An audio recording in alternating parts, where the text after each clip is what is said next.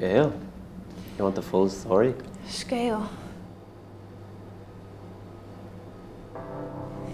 So we came up with the name when we were living in San Francisco.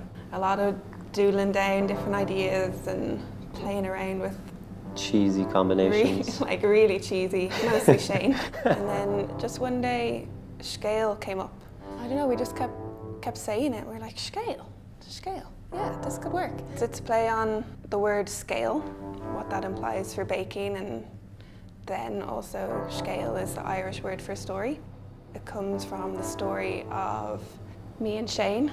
Yeah, a meeting in college. They kind of forced us to sit together by alphabetical order, and Shane cut his finger chopping carrots. He was going on about how his uncle was a carrot farmer, and then he cut his finger on a carrot, and I was like, this lad can't be for real. A lecturer of ours got us a job in the same restaurant. And we worked beside each other in different sections.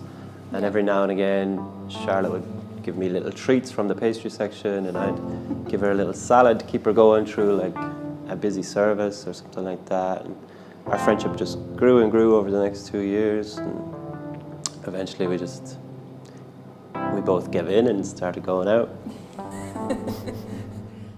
I came across the tartine bread book. I opened it up and started reading it, and after that I became obsessed. Like, I always had it in the back of my head that I was going to do something with bread or be a baker.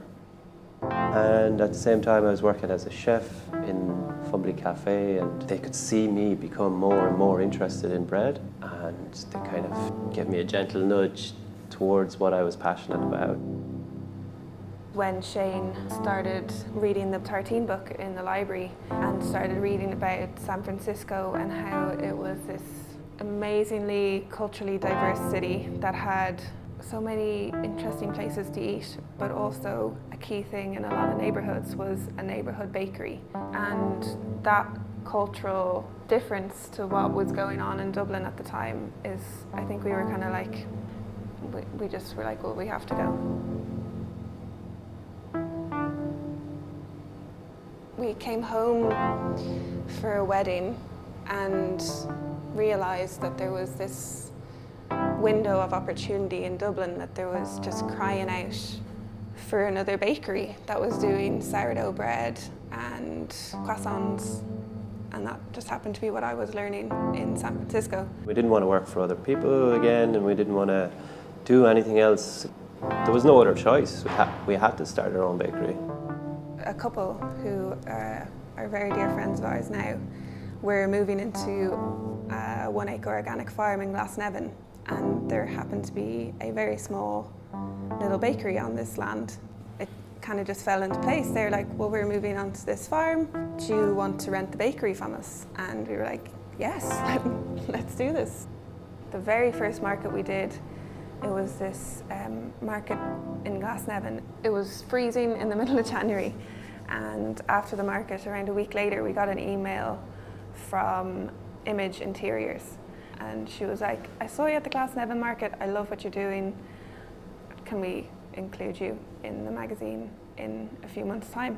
And we were like, yes, please.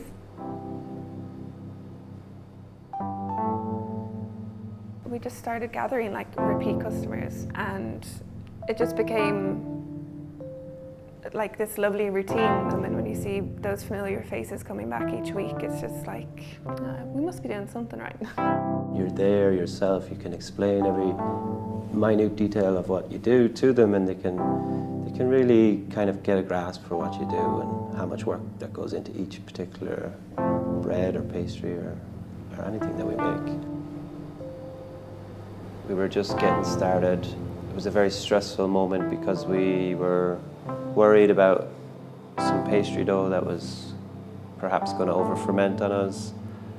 And Charlotte was kind of forced to teach me how to help her lock in the butter into the dough and just basically go through the process of making the croissants. She was teaching me as we were doing it, and it was very fast-paced, and I was like learning loads of new things. I saw a new sort of person jump out of Charlotte that I hadn't seen before. the same sort of feeling that I felt when I was making bread. I could see her excitement and her eyes get wide, and she was teaching me her passion, and I could see that she was like really passionate about what she was doing, and it was like this beautiful moment. Thanks. That like made me really excited that we were doing this thing together, because it was like equal and the same. That was nice.